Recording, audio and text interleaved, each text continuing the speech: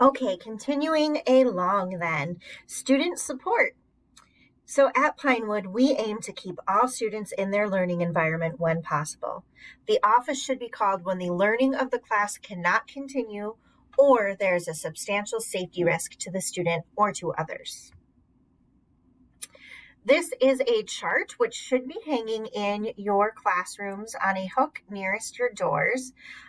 There's ones, whoops, I went too soon, for all different things that you might see in your classroom. So for example, this behavior is for non-compliance or refusal.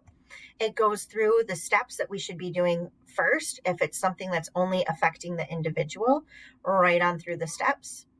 Then the steps if it's affecting the entire group of what we would do.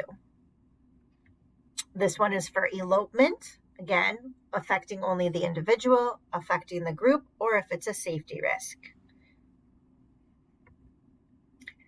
Property destruction. So again, the individual, the group, or the safety risk. Physical aggression. At this one, there's not physical aggression that's only affecting the individual in terms of hitting, kicking, biting, throwing items. So you would begin with step 2. So you would go through these behaviors before we do anything else. So restate the expectations. If it continues, direct the student to take a break. If the student complies and completes the break routine, then they can return to class or the activity. And then you would fill out an ODR form or a fix-it form and have a restoration meeting with these students. If that's not happening, then you would call the office and then work through these different steps listed here. Here's one for verbal threats, how to handle that. A verbal disruption. So again, working through. So if it's only affecting the individual, you'd ignore the first instance. The second time, you would ignore and redirect the student to the current task. The third time, you would go to the non-compliance refusal section since the student is not complying with the direction. If a verbal disruption was affecting the group, you would direct the student to take a break. If student complies and completes the break, then they could return to the activity. If the student refuses to take a break or continues to engage in verbal disruption, then you would complete an ODR and fix-it form and notify parents accordingly. And if it continues, then you would go to that non-compliance refusal. That was the first behavior listed. If you need student support, this is for if their behavior is affecting the group and causing sustained disruption to learning. We define sustained disruption as being 15 minutes or more.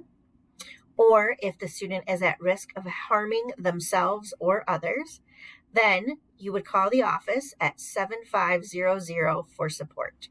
7500.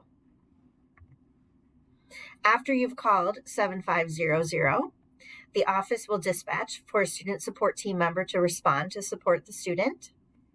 The support member may assist in de-escalation, removal from class, support students with repairing any relationships, or they may also take over the responsibility of the class so that the teacher can address the behaviors. We know it's always a delicate balance in making sure that we're responding to student behaviors, but also not usurping any power from you as the teacher that may damage your ability to control things in the future with a given student. Linda and Kathy then will place an ODR, which is an office discipline referral form, in the mailbox of the teacher who placed the call for support.